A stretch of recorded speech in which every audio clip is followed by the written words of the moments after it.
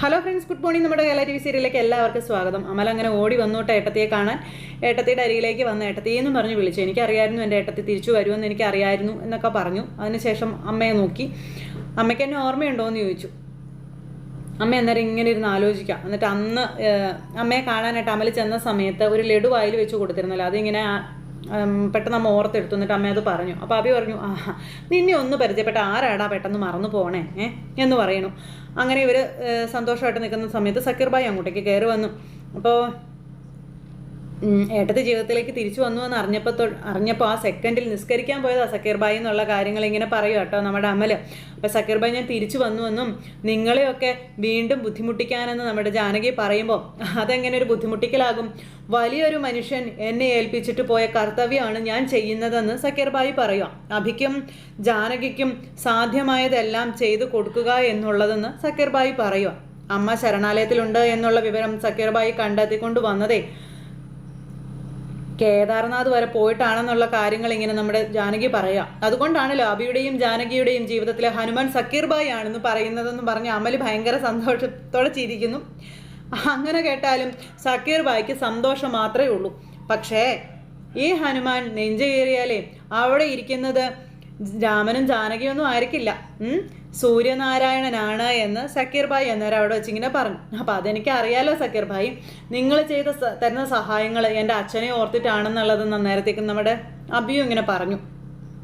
അബിയേട്ടാ പൊന്നുവിനെ ഒന്ന് കൂട്ടിക്കൊണ്ട് വരാവോ എന്ന് ജാനകി ചോദിക്കുമ്പം അബിയേട്ടാ അവളെ ഞാൻ കൊണ്ടുവന്നോളാവെന്ന് പറഞ്ഞു. അപ്പോൾ എന്നാൽ അമ്മയും കൂടെ കൂട്ടിക്കോളാൻ പറഞ്ഞു അബി. അപ്പോൾ ഞാനും പുറത്തേക്കൊണ്ട് അധികം നേരം കൂടുതൽ പേര് ഇവിടെ നിൽക്കണ്ട എന്നും ജാനകി കൂടുതൽ സംസാരിക്കാനും പാടില്ല എന്നും സക്കീർ ഭായി പറയാം. അപ്പോൾ എന്നാൽ ശരി ഞാൻ പിന്നെ വരാൻ കേട്ടോ എന്ന് പറഞ്ഞ് സക്കീർ ഭായി അമലും കൂടെ അങ്ങോട്ടേക്ക് പോയി. അവർ രണ്ടുപേരും കൂടെ അങ്ങ് പോയി കഴിഞ്ഞപ്പോൾ ഇവിടെ അബിയും അമ്മയും ജാനകിയും കൂടി ഇങ്ങനെ ഇരിക്കുക. അപ്പോൾ അമ്മയോട് മുറിയിൽ ഇരുന്നോളാൻ പറഞ്ഞു, ഞാൻ പുറത്തിരിക്കാം എന്നും പറഞ്ഞിങ്ങനെ അബി അങ്ങ് ഇറങ്ങിപ്പോയി. അമ്മ ഇങ്ങനെ തൊട്ടരികിലിരുന്ന് പലതും ആലോചിക്കുക കേട്ടോ. പണ്ട് നടന്ന കാര്യങ്ങളെല്ലാം അമ്മ മൈൻഡിൽ ഇങ്ങനെ റിവൈൻഡ് ചെയ്ത് എടുക്കുവാണ്. തമ്പി വന്ന് കണ്ടിട്ട് പോയ ആ സെക്കൻഡ് വരെയുള്ള കാര്യങ്ങളാണ് അമ്മ ഇങ്ങനെ ആലോചിച്ചെടുക്കുന്നത്. പലതും അമ്മയ്ക്ക് ഓർമ്മ വരുന്നു. ജാനകി കിടന്ന് നല്ല ഉറക്കവും തുടങ്ങി. ഇത് കഴിഞ്ഞതിന് ശേഷം പിന്നെ അളകാപുരിയിലേക്ക് നമ്മുടെ അമൽ ചെല്ലുക. അപ്പോൾ അമ്മ ഇങ്ങനെ അവിടെ ഇരിപ്പുണ്ട്. അമ്മേ എന്നും പറഞ്ഞ് വിളിച്ച്, എടാ മോനെ പൊന്ന് ഹോസ്പിറ്റലിലേക്ക് പോകാൻ വേണ്ടി ബഹളം വെക്കുകയാണെന്ന് പറയുമ്പം അതിനിപ്പോൾ അവളെ വിളിക്കാൻ പറഞ്ഞു. നമുക്കിപ്പോൾ തന്നെ ഹോസ്പിറ്റലിലേക്ക് പോവാമല്ലോ എന്നും അമൽ പറയുക. അതിനല്ലേ ഞാനും വന്നതെന്ന് അമൽ പറയുമ്പം നീ എന്താടാ ഇപ്പം ഇങ്ങനെ പറയുന്നത്? അവളെ കൊണ്ടുപോകാമെന്നോ? എന്താടാ ഇത്? നിന്റെ മുഖത്ത് നല്ല സന്തോഷമാണല്ലോ, എന്താന്ന് ചോദിക്കുമ്പം എങ്ങനെ ഞാൻ സന്തോഷിക്കാതിരിക്കും അമ്മേ? ജാനിയടുത്ത് ഉണർന്നു എന്ന് പറഞ്ഞപ്പം എന്ന് ചോദിച്ച് ഭയങ്കര സന്തോഷം അമ്മയ്ക്ക്. എന്തൊക്കെ ഇന്ന് ഹോസ്പിറ്റലിൽ നടന്നതെന്ന് എനിക്ക് പറയാൻ വാക്കുകൾ പോലും ഇല്ല എന്നും ദൈവം ഉണ്ടെന്ന് എനിക്കിന്ന് മനസ്സിലായ അമ്മയെന്നും അമൽ പറയുക കേട്ടോ. എൻ്റെ ഈശ്വരാ, ഞാൻ സ്വപ്നം കാണുകയാണോ എന്നൊക്കെ ഇങ്ങനെ ചോദിച്ചു അമ്മ. അഭിയേട്ടൻ പോയി ജാനിയടുത്ത് അമ്മയെ കൂട്ടിക്കൊണ്ട് വന്നു. അവർ വന്ന് വിളിച്ചപ്പോൾ ജാനിയടുത്ത് ഉണർന്നു എന്ന കാര്യങ്ങൾ അമൽ അമ്മയോട് പറയണു. പിന്നെ ജാനിയടുത്തിയുടെ അമ്മയും സംസാരിച്ച് തുടങ്ങിയെന്ന് പറയും. ഇതൊക്കെ കേട്ടപ്പം എനിക്കിതൊന്നും വിശ്വസിക്കാൻ പറ്റുന്നില്ലല്ലോ എൻ്റെ ദൈവമേ എന്ന് പറഞ്ഞുകൊണ്ട് അമ്മ ഇങ്ങനെ പറഞ്ഞു. നീ ജാനകി കണ്ടോ മോനെ എന്ന് ചോദിച്ചപ്പോൾ ഞാൻ കണ്ടമ്മേ. പിന്നെ ജാനിയടുത്ത് തന്നെയാണ് പൊന്നുവിനെ കാണണമെന്ന് പറഞ്ഞതെന്ന് പറഞ്ഞു. ജാനകി സംസാരിച്ച് തുടങ്ങിയോ? ജീവിതത്തിലേക്ക് തിരിച്ചു വന്ന സംസാരിക്കാൻ പിന്നെ എന്താ അമ്മ പ്രയാസമെന്ന് അമൽ ചോദിച്ചു. അമ്മയെ കൂടെ കൊണ്ടുവരാനാ അഭിയേട്ടൻ എന്നോട് പറഞ്ഞത്. എനിക്കൊന്ന് കാണണം. നമുക്കിങ്ങനെ ഒരു ഭാഗ്യം ഉണ്ടായല്ലോ മോനെ. ആര് കൈവിട്ടാലും അവളെ നിൻ്റെ അച്ഛൻ കൈവിടില്ല എന്നുള്ള എൻ്റെ വിശ്വാസം അത് സത്യമായെന്ന് ഇങ്ങനെ പറഞ്ഞ് അമലും അമ്മയും കൂടെ ഇങ്ങനെ പറയുക കേട്ടോ. അതൊക്കെ കേട്ടപ്പോൾ അപർണ ഇവിടെ ഇല്ല അമ്മയെന്ന് ചോദിച്ചു. മുകളിലെങ്ങാണ്ടുണ്ടെന്ന് അമ്മ പറഞ്ഞു. അവളിപ്പോൾ ഇതൊന്നും അറിയാൻ പാടില്ല കേട്ടോ എന്ന് അമൽ അമ്മയോട് പറയുക. അപ്പോൾ ഇവർ തമ്മിൽ സംസാരിച്ചുകൊണ്ടിരിക്കുമ്പോഴത്തേക്ക് അവൾ ഇതേ താഴേക്ക് ഇറങ്ങി വരുക. പൊന്നുവിനെ അവളുടെ അമ്മയെ ഉടനെ കൊണ്ടുപോയി കാണിക്കണമെന്ന് പറഞ്ഞു. അപ്പോഴത്തേക്ക് അപർണ എന്താ അത് എന്നങ്ങനെ ആലോചിച്ച് നിൽക്കുക കേട്ടോ. അപ്പോൾ ഞാൻ പൊന്നുവിനെ കൂട്ടി വരാമെന്നും പറഞ്ഞുകൊണ്ട് പ്രഭാവതി അകത്തേക്ക് കയറിപ്പോയി. പ്രഭാവതി അകത്തേക്ക് കയറിപ്പോയപ്പോൾ ഇങ്ങനെ ചെവി വട്ടം പിടിച്ച് ചാഞ്ഞും ചെരിഞ്ഞും കമിഴ്ന്നും ഒക്കെ കിടന്ന് ഇങ്ങനെ നോക്കുവാണ്. ജാനയടുത്ത് ജീവിതത്തിലേക്ക് തിരിച്ചു വന്നുവെന്നും പിന്നെ ജാനയടുത്തേക്ക് ദൈവം 2 സമ്മാനങ്ങളാണ് കൊടുത്തത്, സ്വന്തം ജീവനും അതിനേക്കാൾ വലുതായ അമ്മയുടെ സ്നേഹവും കിട്ടിയെന്ന് അമൽ മനസ്സിന് പറയാം. ഇനി തമ്പിയെ തളയ്ക്കാൻ ജാനയടുത്തേക്ക് എളുപ്പമാകുമെന്നും അമൽ മനസ്സുകൊണ്ട് ചിന്തിക്കുമ്പോൾ മുകളിൽ നിന്ന് നമ്മുടെ അപർണ അപ്പം അത് തന്നെ കാര്യം, ജാനകിയുടെ സമയം ഡോക്ടർ പറഞ്ഞു കഴിഞ്ഞിരിക്കുന്നു, മോളെ കൊണ്ടുപോയി കാണിക്കാനാണ് അമൽ വന്നിരിക്കുന്നത്.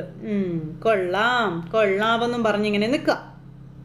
അപ്പം അങ്ങനെ ആ ഒരു കാര്യം പറഞ്ഞുകൊണ്ടിരിക്കുന്ന നിൽക്കുമ്പോൾ അമ്മയൊന്ന് വേഗം വന്നേ അമ്മയെന്നും പറഞ്ഞുകൊണ്ട് നമ്മുടെ അമൽ അവിടെ നിന്ന് ധൃതി പിടിക്കുക കേട്ടോ.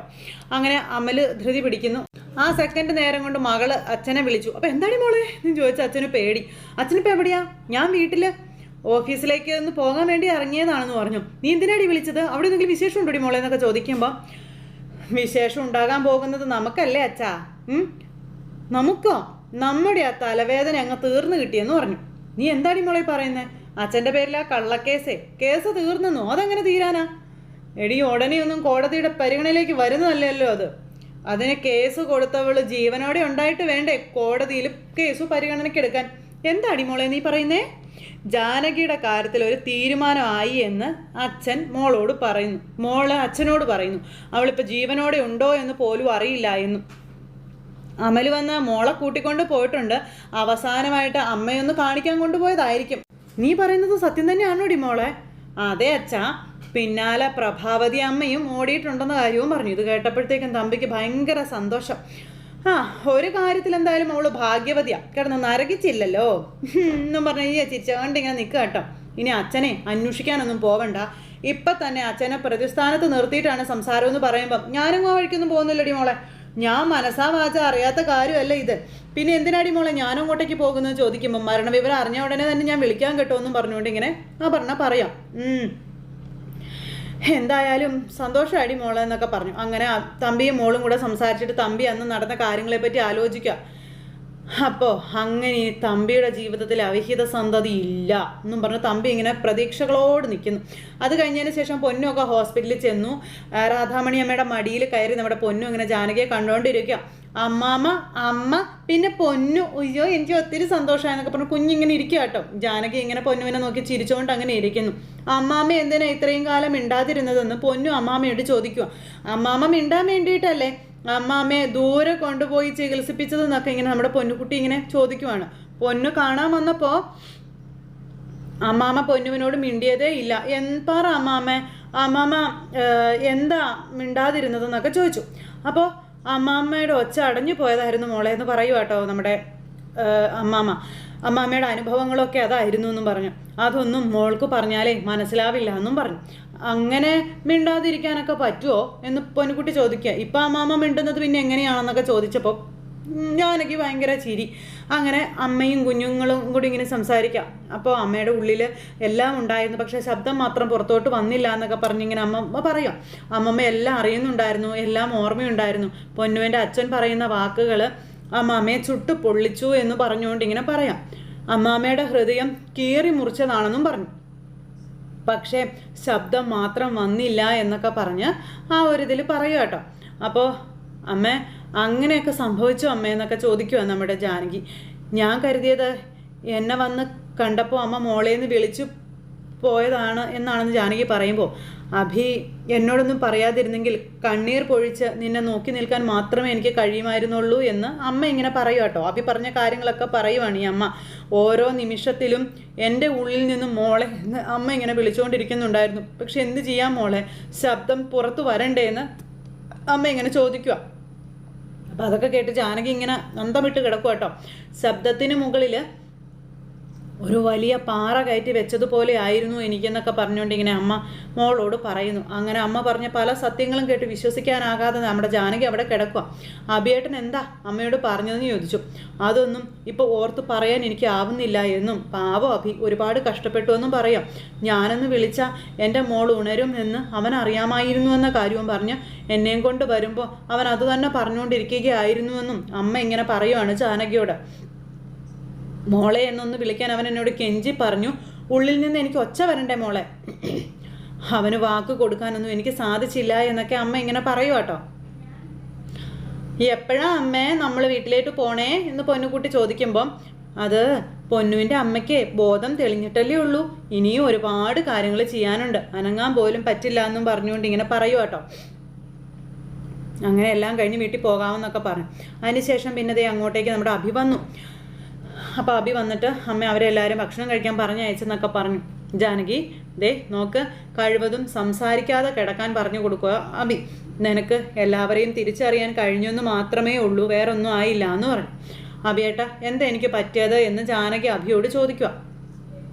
ഞാൻ തിരിച്ചറിവില്ലാതെ കിടന്നു പോകാൻ കാരണമില്ലെന്ന് ചോദിക്കുമ്പം ബ്രെയിനിലൊരു മുറിവുണ്ടായെന്നും ശരിയായ അളവിൽ ഓക്സിജൻ ബ്രെയിനിലേക്ക് എത്താതെ വന്നു എന്നൊക്കെ പറഞ്ഞുകൊണ്ട് കാര്യങ്ങളെല്ലാം അഭി ജാനകിയോട് പറയുക. ദേ അത് മനസ്സിലാക്കി അമ്മ ഇപ്പോൾ വന്നു, ഇപ്പം നിനക്ക് ഓക്സിജൻ എല്ലാം കിട്ടി, അത് മനസ്സിലാക്കി കണ്ടും കേട്ടും കിടക്കാനായിട്ട് പറയുവാണ് അഭി. അങ്ങനെ അതെല്ലാം പറഞ്ഞ് ജാനകിക്ക് എല്ലാ കാര്യവും പറഞ്ഞു കൊടുത്ത അഭിയെ. അച്ഛാ ഇനി ഞാൻ അമ്മയുടെ കൂടെ നിന്നോട്ടെ എന്ന് പൊന്നുകുട്ടി ചോദിക്കുമ്പോൾ മോൾക്ക് പകൽ മാത്രം വന്ന് നിൽക്കാം, അതിപ്പോൾ വേണ്ട കേട്ടോ, അമ്മയെ റൂമിലോട്ട് മാറ്റിയിട്ട് മതിയെന്നും അച്ഛൻ പറയാം. ഇപ്പോൾ അമ്മാമ്മയുടെ കൂടെ പൊന്നു വീട്ടിലോട്ട് പോകണമെന്ന് പറഞ്ഞു. അപ്പോൾ അത് കേട്ടപ്പം പൊന്നുവിന് ഭയങ്കര സങ്കടമായി. പൊന്നു സങ്കടപ്പെട്ട് ഇങ്ങനെ അവിടെ ഇരിക്കുന്നു. പിന്നെ ജാനകി പതുക്കെ മയക്കത്തിലേക്ക് പോയി. അപ്പോൾ അമ്മ ഇനി നീ ഇവിടെ ഇരിക്കണ്ട, അമ്മയെ നീ ഉണർത്തും, ഇനി അമ്മാമ്മയുടെ കൂടെ ഇരുന്നാൽ മതി, അമ്മയുടെ കൂടെ അമ്മാമ്മ ഇരിക്കട്ടെ എന്നും പറഞ്ഞുകൊണ്ട് പൊന്നുവിനെ എടുത്തുകൊണ്ട് അഭി അങ്ങ് പോയി. മോളെ നോക്കിക്കൊണ്ട് അമ്മ ഇങ്ങനെ ഇരിക്കുവാണ് അവിടെ. അങ്ങനെ പിന്നെ കാണിക്കുന്നത് പൊന്നുകുട്ടി ജാനകിയുടെ അടുത്ത് വരുന്നു, അവർ ഭക്ഷണം കഴിക്കുന്നു, അമ്മയ്ക്ക് വായിൽ വെച്ച് കൊടുക്കുന്നു, അങ്ങനെയൊക്കെയുള്ള സന്തോഷ നിമിഷങ്ങൾ. ഇത് കഴിഞ്ഞതിന് ശേഷം മരണവാർത്തയുടെ കോള് വരാത്തത് കൊണ്ട് ഷോ എന്ന് പറഞ്ഞുകൊണ്ട് അപർണ ഇരിക്കുക. ജാനകിയുടെ കഥ കഴിഞ്ഞതാണെങ്കിൽ പൊന്നുവിനെ കൂടെ കൊണ്ടുപോവില്ല, അമ്മയെയും അമൽ ഒരിക്കലും കൂടെ കൂട്ടില്ല. പിന്നെ ഇപ്പോൾ എന്തായിരിക്കും അവിടെ സംഭവിച്ചിട്ടുണ്ടാവുക? എന്തായിരിക്കും? കോമയിലാണ് എന്ന് പറഞ്ഞ ആൾ എഴുന്നേറ്റ് ഇരിക്കുന്നത് കാണിച്ചു കൊടുക്കാനൊന്നും അല്ല മോളെ കൊണ്ടുപോയത്, അതുറപ്പാ. പിന്നെ എന്തായിരിക്കും എന്ന് പറഞ്ഞുകൊണ്ടെങ്കിൽ നിൽക്കുക. ഓക്കെ യെസ് ഇപ്പം പിടികിട്ടി, അത് തന്നെ എന്നും പറഞ്ഞ് അവസാന നിമിഷം അടുത്തിട്ടുണ്ടെന്ന് ഡോക്ടർ പറഞ്ഞു കാണും. അപ്പോൾ അധികം വൈകാതെ കോളിങ്ങോട്ട് എത്തും, അപ്പോൾ അത് തന്നെ കാര്യമെന്നും പറഞ്ഞ് അപർണ അവിടെ നിൽക്കുക. പിന്നെ കാണിക്കുന്നത് ജാനകി ഇങ്ങനെ കിടക്കുന്നു. ഈ സമയത്ത് നമ്മുടെ പ്രഭാവതി ജാനകിയെ കാണാനായിട്ട് അങ്ങോട്ടേക്ക് വന്നു. അപ്പം നിന്നെ ഡൽഹിക്ക് കൊണ്ടുപോയിട്ട് തിരിച്ച് ശരണാലയത്തിലേക്ക് പോകാമെന്ന് വിചാരിച്ച് ഞാൻ ഇരിക്കുകയായിരുന്നു എന്നിങ്ങനെ പ്രഭാവതി പറയാം. ഞാൻ പുറത്ത് പോയി വന്നപ്പോൾ മോള് നല്ല ഉറക്കമായിരുന്നു എന്നൊക്കെ പറഞ്ഞുകൊണ്ട് ഇങ്ങനെ നമ്മുടെ പ്രഭാവതി ഇങ്ങനെ പറയും കേട്ടോ. ആ സമയത്ത് ജാനകി അമ്മയും പൊന്നും എവിടെയാണെന്ന് ചോദിച്ചു. അഭി വന്ന് എന്തെങ്കിലും കഴിക്കാമെന്നും പറഞ്ഞ് നിർബന്ധിച്ച് കൂട്ടിക്കൊണ്ട് പോയതാണെന്ന് അമ്മ പറയും കേട്ടോ. പിന്നെ രാധാമണി ഉച്ചയ്ക്കും ഒന്നും കഴിച്ചിരുന്നില്ലല്ലോ. അപ്പോൾ ഇതൊക്കെ കേട്ടപ്പോൾ ജാനകിക്ക് ഭയങ്കര സന്തോഷം, അമ്മയ്ക്ക് ഓർമ്മ കിട്ടിയതിൻ്റെ ആ ഒരു ഇത്. അപ്പോൾ ഞാൻ തിരിച്ചു വരില്ല എന്ന് എല്ലാവരും കരുതിയല്ലേ അമ്മേ എന്ന് ചോദിക്കാം. അപ്പോൾ അങ്ങനെ ആ ഒരു കാര്യം ഇവർ തമ്മിൽ സംസാരിച്ചുകൊണ്ടിരിക്കുന്നിടത്ത് ഇന്നത്തെ കഥ അവസാനിച്ചു. അപ്പോൾ ഇനി അങ്ങോട്ട് എന്തൊക്കെ പൊട്ടിത്തെറികളും ഭൂകമ്പങ്ങളും ഒക്കെയാണ് അപർണയുടെ ജീവിതത്തിൽ നടക്കാൻ പോകുന്നതെന്ന് കാത്തിരുന്ന് കാണാൻ. എല്ലാവർക്കും നല്ലൊരു ദിവസം ആശംസിക്കാം കേട്ടോ. എല്ലാവരും തരുന്ന സപ്പോർട്ടിനും സ്നേഹത്തിനും ഒത്തിരി നന്ദി അറിയിക്കുന്നു. സൂപ്പർ ഹിറ്റ് കഥയുമായി കാണുന്നത് വരെ എല്ലാവർക്കും ടാറ്റാ.